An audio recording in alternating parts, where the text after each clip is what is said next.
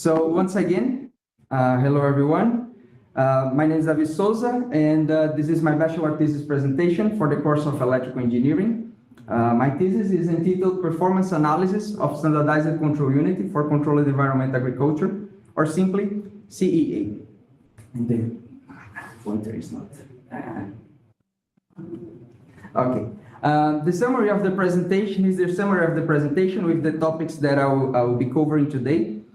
Just to highlight, this bachelor thesis was advised by Professor Leandro Manera from the Faculty of Electrical and Computer Engineering at Unicamp, and also co-advised by the professors, Professor Davi Souza from the Faculty of Agricultural Engineering, also from Unicamp, and Professor Luis Felipe Porqueiro from IAC, or Agronomic Institute of Campinas. Well, to start my presentation, let me briefly introduce you what is the CEA. This is an emerging industry, and also more than an industry. This is an ecosystem. But CEA is also a technology-based approach to farming, with the aim to optimize the environmental conditions for plant growth. Some of the goals of this optimization is basically to reduce the use of land, or at least increase the productivity in the same area or in the same land, and at the same time reduce the use of resources such as water and energy.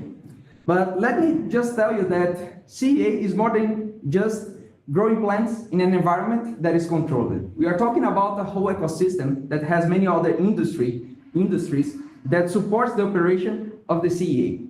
Just an example, the energy industry, the logistics industry.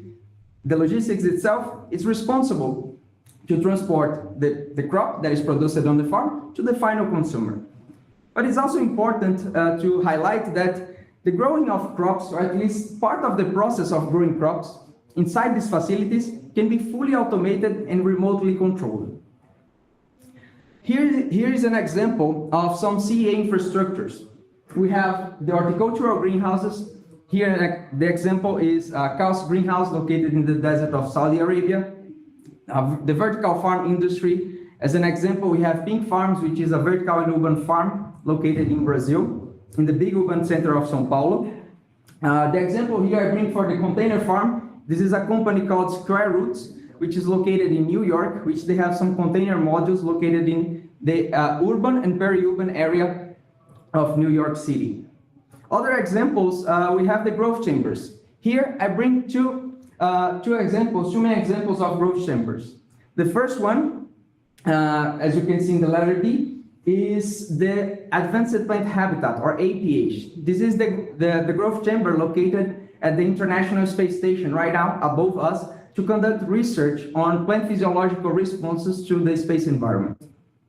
The last figure is a growth chamber developed by the company Aralab, located in Portugal, which they developed this type of systems mainly for R&D and commercial purposes. Since we are talking about a technology-based industry, we also can identify some limitations. The first one is that these infrastructures, we are talking about heavy infrastructures that are very capital expensive, because after all, we need to support the commercial scale production to feed people. On the other hand, we have a commercial-oriented use of the CEA systems, which means that most of the systems are developed for certain crops to meet a specific requirements for that crops to be produced and then go to the final consumer. And therefore, many features are still not being explored. Other struggles extend to high energy costs, which is a very limiting factor for the sector to prospect right now, and also systems integrations, especially when we are talking about technologies and equipments. Different companies, different technologies, different equipments, and of course, more difficult to integrate these technologies into certain facilities. Finally, the lack of benchmarks can be identified as a limiting factor in exploiting the full potential of this sector. And when we are talking about benchmarks, we can also start with the simple question. Why should we implement this? Why should we have standards? The first one, as all industry, we want to promote scalability and increase the productivity per area. But also, when we are talking about the technology itself, and the systems, we need to adapt the requirement of the systems and the management practices. And this varies from plant to plant. Each plant has its own requirement. Also, we need to ensure an efficient use of space in these confined volumes. And with that, we need to optimize the structural design to streamline operations. Let's say that we have a specific company that has a vertical farm structure and a greenhouse horticulture structure. The operations of each one of these facilities are different. And with all of this, we also have an opportunity to simplify the product design and generate reproducible CEA configurations to increase the maturity levels of the industry. And regarding to that, we are talking about an opportunity to not only have the same infrastructure in one place that is validated, but also we have an opportunity to transfer the same structure to another location, supporting the scalability, not only in terms of the size of the facility, but also in terms of different modular facilities that can be implemented in different locations. Now, going further on the standardization in CEA, it's important to implement this standardized approach because we can have a better understanding on the interconnection and the environmental interdependencies between the farming systems. Here, I bring the example of the Eden ISS project, which is a container farm that operated for 5 years in Antarctica by the German Space Agency. As you can see in the figures, the researchers of this project, they were responsible to separate their systems or to standardize the systems in terms of illumination, nutrient delivery, atmosphere management, which is not shown here, and everything has a centralized control unit to support the operations of these subsystems. Finally, these CEA infrastructures rely on available technologies and its capabilities, together with the adequate interfaces to ensure the desired operational settings.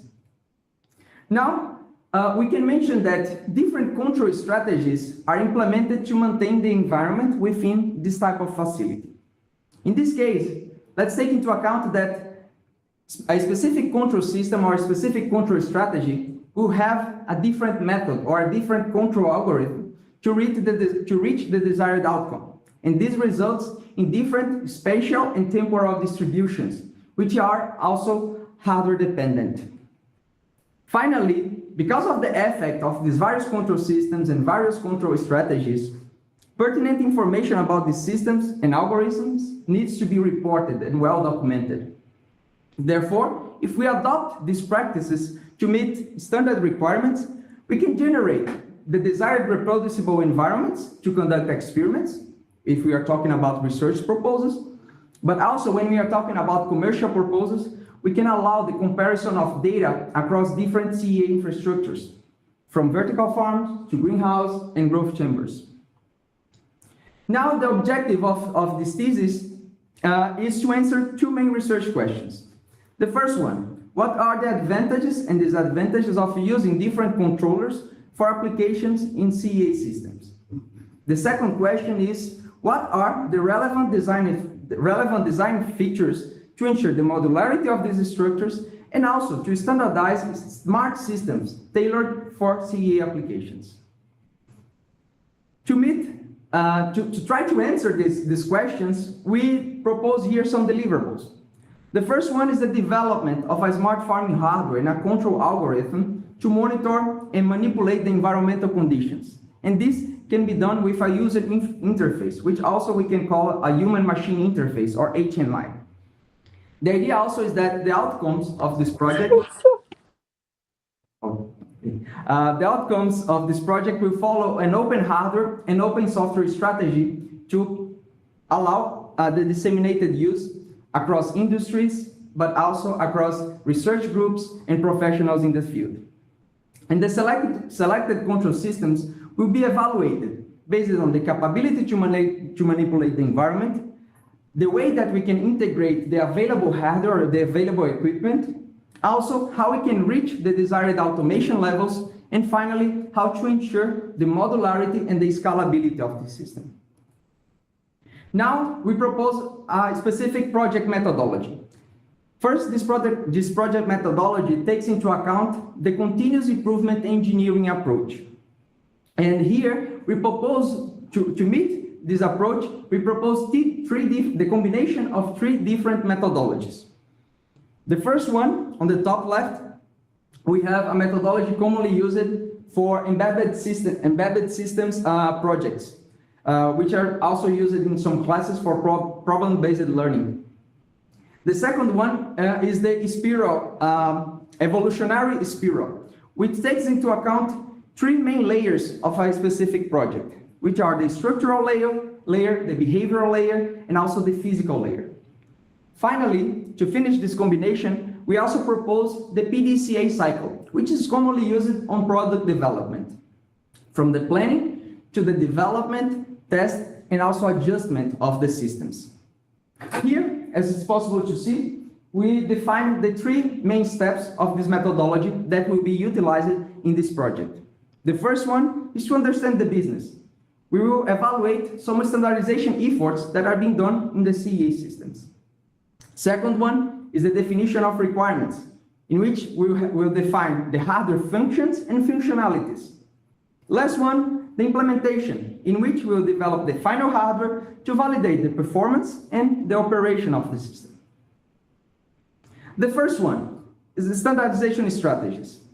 Talking about some efforts, some standardization strategies goes from defining the level of the technologies that are being used, but also when we are integrating other solutions, such as Internet of Things, we can develop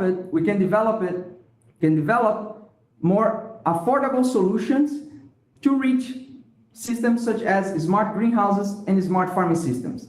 Here is highlighted two examples. From simple, on the left, simple examples just to use an IoT network to automate water pumps, LED lights, and so on. The right figure presents us a more robust structure of a smart greenhouse that takes into account the monitoring parameters from sensors to activate or to control the actuators in these systems, from the light to the environmental control and also the nutrient delivery. Another standardization effort is related to the automation capabilities of the system. When we are talking about automation, we want to adjust the environmental parameters to adequate the levels of these parameters in order to meet some required set points. And this can be different from plant to plant to promote the most adequate environment for this plant to grow. And with that, we also want to ensure an optimal performance and better management of the tasks. And in the diagram, the left diagram, is just an example on how these automation capabilities are taken into account in a specific setting of smart hydroponics, which can be different from the automation level, automation test, also the automation type, and the mode of controls. Another more robust and more high-tech example is in the right figure, in which we have a neural network utilizing AI algorithms to not only monitor the parameters of water quality, but also to activate water pumps to regulate the nutrient solution that will be delivered for the plants.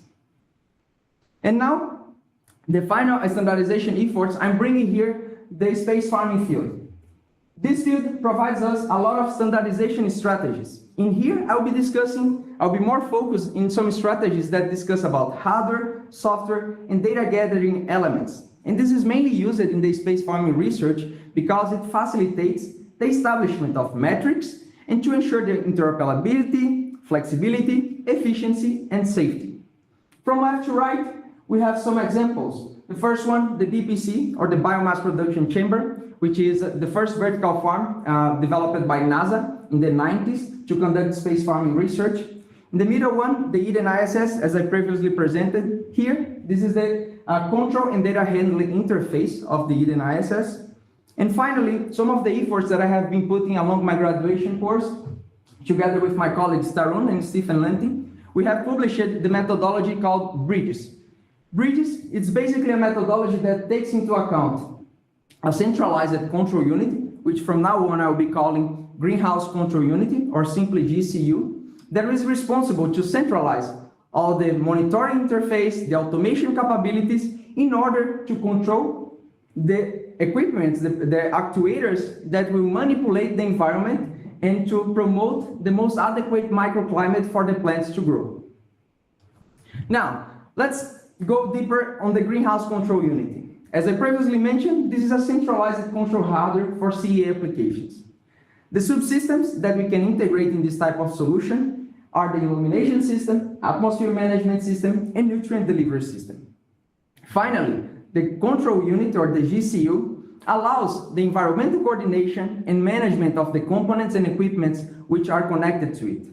As well, we can generate the data from the monitoring interface that is connected to the sensors, and also this will be responsible to control the automated peripherals, or basically the equipments that will be coordinating this environment, from the lights, the fans, and also the pumps that will be in this that will be operating in this microclimate, within this microclimate.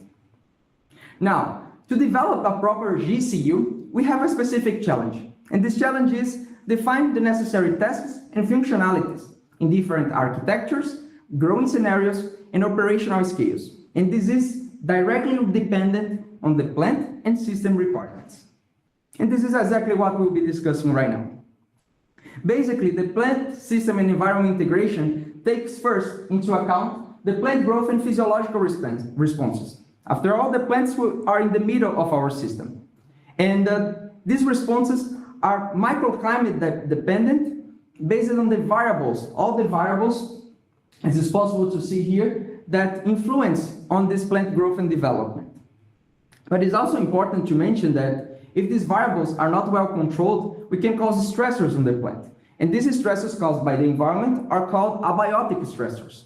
And here, just to highlight, is that a phenotype of a specific plant, or the physiological response of this plant, will be directly dependent on the genotype, which is basically the species that we are dealing, and the environment that the plant is growing.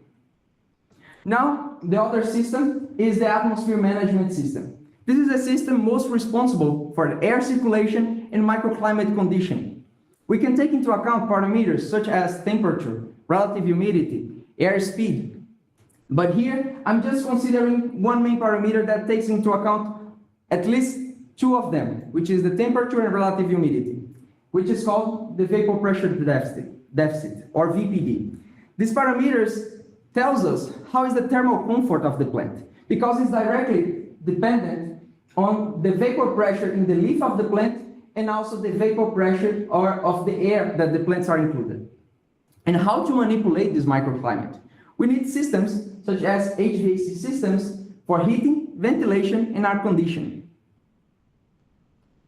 The next system is the illumination. Most of the systems nowadays in the CEA facilities, we have LED-based artificial lighting systems, either to promote all the photosynthetic activity, if you are talking about a fully closed environment, but also for supplemental lighting in some smart greenhouses.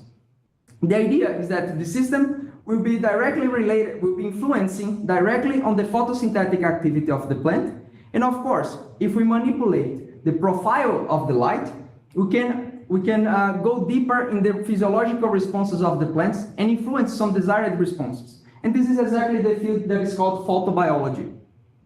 And once we have the opportunity to have more flexibility in these parameters, which the LEDs allows that, we can control the spectrum or light quality, the light intensity or the amount of photons, of photosynthetic photons that reach these plants, the photoperiod, and the distribution and uniformity of the light in the plant canopy. Here is an example on the different light profiles, how they influence on the plant physiological response. For the example, the lettuce plant.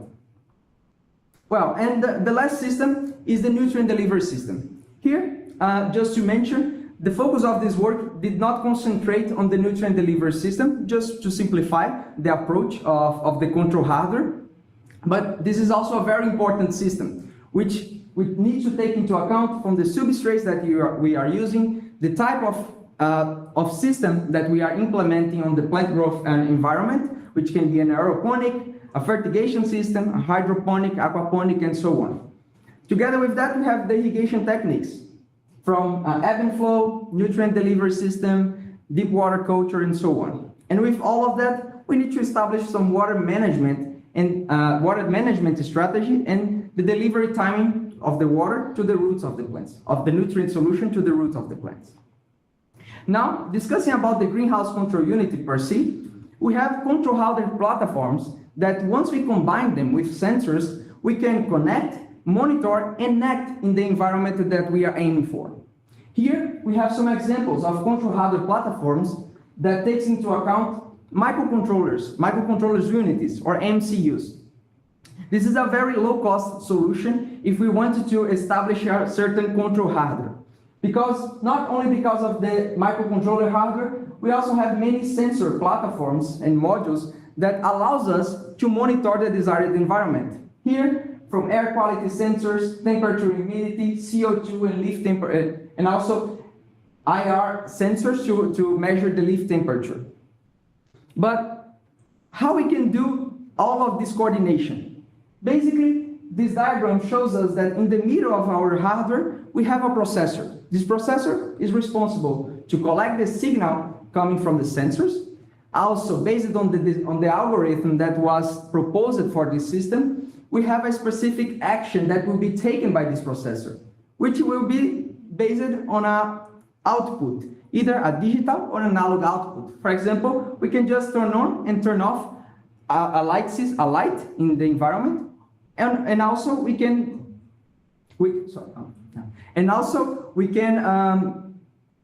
have also the control of the speed of a certain fan inside of this environment.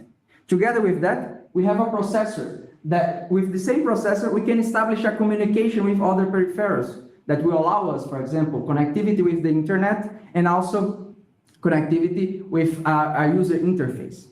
Here is another example on how we can establish this type of platforms to be used in controlled environment agriculture. On the left, we have the sensor interface with temperature sensors, pH sensors, humidity sensors, and so on. On the right, the actuators or the outputs, which can be the pumps, the irrigation pumps, the control fans, the fans that will be regulating the environment, and the light systems. And together with that, we can also establish a connectivity with a web server to allow a dashboard, the use of a dashboard or user interface remotely. Now, I would like to present some validation studies that were made along my graduation course. Everything started at UFRN when I have developed my first smart greenhouse or smart cultivator prototype. As you can see here, this was an Arduino-based solution that allows for IoT integration for indoor farming systems. This prototype included environmental control and real-time monitoring. Basically, this allowed also the modularity and the scalability with low cost and do-it-yourself solutions. It's also very important that with this type of solutions, we can use to apply in some greenhouse management and decision support systems. As a matter of fact, it's also important to highlight that since we had an IoT integration, it was possible to connect this with an app-based dashboard, which is available for free and for general use. Now, the second validation was conducted at the King Abdullah University of Science and Technology, under the guidance of Professor Davi Souza. So basically, it was possible to develop a structure that allowed to develop some integration strategies for the control hardware. Some of them are the environmental monitoring and control, water quality monitoring, and automation of irrigation. This is the final result of this chamber. And also it's important to highlight that the LED light platform allows for dynamic light control, and this is also an open hardware solution available for general purposes too. Now, it is important to highlight that this control hardware allows the integration with an application to make possible the manual and automated operation mode for the user, and also the data display and data logging. And the last validation was conducted in the Environmental Control Laboratory under the guidance of Professor Davi Souza, and also together with the PhD student Angel. Basically, we were able to evaluate the hardware modularity and the scalability aimed at microclimate control, systems automations, and real-time monitoring. Some of the features that we established for this GCU was basically an ESP-based solution that allow the sensor integration with I2C communication protocols, also remote monitoring and a data interface that we can monitor remotely via internet. Finally, we were able to apply this solution inside of a real vertical cultivation structure, in which was conducted the growth of microgreens during a specific period of time, and we were able to evaluate not only the environmental monitoring, but also the regulation, the impact of these systems in the microclimate of the plants. Finally, I will be focusing on the hardware development, which is the main focus of this thesis. The hardware prototype includes the design and test of a smart farming hardware aimed at microclimate control. Some of the features that were considered are a dedicated human-machine interface for interaction for the user interaction with the system, and also to allow data monitoring, equipment actuation, and also adjusting the microclimate parameters based on the need of the operator. Moreover, we also consider the control of the illumination system in terms of light quality, light quantity, and photo period, and also the control of the atmosphere management system, which here was considered the use of an exhaustor and a ventilator.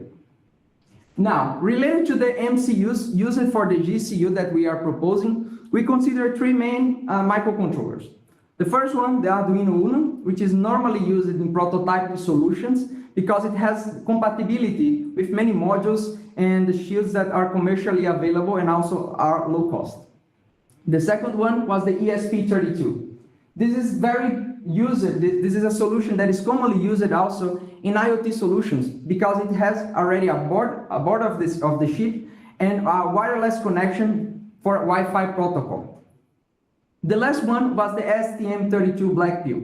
This is a microcontroller that is used in more robust products for industrial applications. And also other characteristics that are discussed here are the channels or the interfaces that this microcontroller has. For example, the I2C communication channels, the digital pins, and also the PWM channels. Well, here is the functional requirements that are proposed for this hardware. As you can see, we have the GCU in the center of our system, which allows the interface with the sensors and the database for data collection. But together with that, it's also considered integration with PWM modules. And for those who are not aware, a PWM module, PWM stands for pulse width modulation, which is a type of controller that we can regulate dynamically the current that is being delivered for the system. And this, of course, allows us to, for example, regulate the speed of a fan or the intensity of a certain light. Additionally, it was considered the development of a human-machine interface. Some other functional requirements that we consider are the manual and automated operation. This is very important to support the user operation with the system, how the user will be relating to, like, how the user will be operating the system itself, which can be totally automated, which takes into account the concept of smart farming, but also regulated based on certain set points that was defined. The other point was the use of IoT devices for smart systems. This allows for internet connectivity for remote monitoring and the creation of a database. Finally, we consider also the use of plug-and-play devices. This is a very interesting strategy that we consider here for general purposes, for general commercial purposes, to facilitate the life of the farmer that will be growing the plants. And this is very interesting because we allow an easy device connection without the need of manual configuration. The devices are only configured by the operating system with a predefined software. And another relevant point of this type of solution is that if we have a specific system that has a failure or that is not operating as desired, we can simply substitute the system or replace the system for a new one. Now, here's a device level description of our GCU. Basically, we have the illumination system, the atmosphere management system, the sensor interface, and also the human-machine interface. Well, The hardware development, specifically when we were considering the development of the control algorithm for this hardware, it was used the BitDog Lab Educational Board. This is a board developed by other professors here at the Faculty of Electrical and Computer Engineering at Unicamp that allows educational projects inside of the class. And this was very interesting because we were able to start simulating what we were expecting a specific controlled environment in a specific controlled environment agriculture facility. The first step was to utilize just the devices or the peripherals inside of the board to allow the PWM fan speed control, in which we simulated by the frequency of the buzzers, and also a human-machine interface, considering the use of a display, a joystick, and buttons for user interaction. The second step was also the addition of external peripherals. In here, we utilize the PWM modules to control the speed of the fans, and also the I2C sensor interface, specifically using the SHT20 sensor for temperature and relative humidity monitoring, and consequently also VPD. And the final update in the system was the addition of a sliding potentiometer to make it easier the life of the operator. Now, the final step of this integration tests with the BitDog Lab, we consider the integration of the board, of the BitDog Lab board, with the GCU that we developed, and also this allowed to test the GCU together with the STM32 microcontroller, which is already which is already available on the BitDog Lab board. And also, we added a Wi-Fi module for Wi-Fi connection, the sensor as previously, but mainly another feature that we added was a power system, an independent power system, exactly for us to not depend directly on the power that we have available on the board, which is very low. Now, to some of the results of this work, we have the software development with the BitDog Lab, which allowed us the validation of this STM32 microcontroller unit. The software was developed in C programming language, and this allowed us the integration with the PWM modules, and also the I2C interface for the sensor, for the temperature and relative humidity sensor. Basically, the fluxogram of the solution allowed us to regulate the speed of a ventilation fan to control the temperature, and also an exhaustion fan to control the relative humidity based on the real-time monitoring of the system. Here, also, we validated the standard use of the different MCUs for the same hardware device. As you can see, from the left to right, we have the Arduino Uno, the ESP32, and the STM32 Blackpill, as I mentioned, which was already interfaced with the BitDog Lab board. Now, to establish this, once we integrated this with our GCU, it was possible to conduct some comparisons between each one of the MCUs that we selected. The comparisons were made in terms of PWM interface, ADC interface, or the analog digital conversion ports, the sensor interface, and the internet connection interface. From left to right, we have first for the PWM, the ports or the channels that allows us the control of the equipment to regulate the environment, such as the fans and the light systems. The ADC interface to allow the connection with buttons, with the sliding potentiometers, mainly for the interaction of the user throughout digital signals. The sensor interface using I2C ports available in each one of the microcontrollers, which is also interesting because we can implement other modules such as a I2C multiplexer to increase the scalability of the amount of sensors that we can put in the same microcontroller, that we can coordinate, that we can collect the data with the same microcontroller unit. And finally, the internet interface, which can be made specifically for the ESP32 in the same board, but also for the Arduino or the STM32, we have external modules to allow this interface, to ensure this interface. And here it's showing the hardware connections of the board, just showing the pins on where we can implement the connection with the sensors interface, the connection with the sliding potentiometers. Here, the control of the light system, the control of the air, of the fans, of the cooling fans, and the powering interface. Here, we highlight just the interface with the microcontrollers, in which it was necessary to make the mapping of each one of the ports and how we can establish some specific ports will have the same functionality for the different MCUs.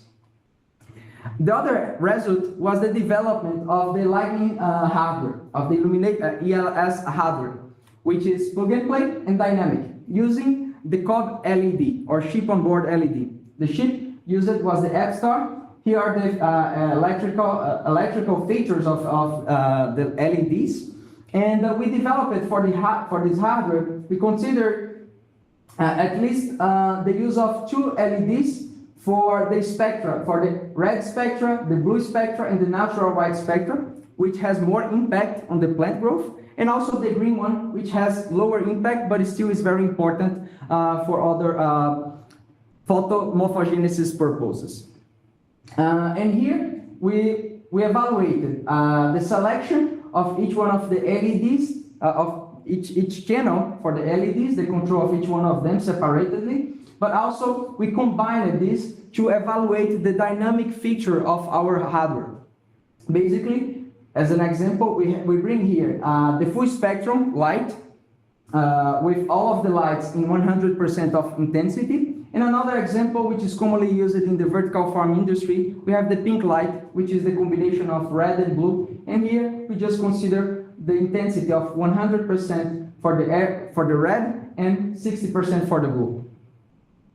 Well, for now, we are aiming the application of this GCU in a real scenario, growing microgreens to evaluate the robustness of our hardware.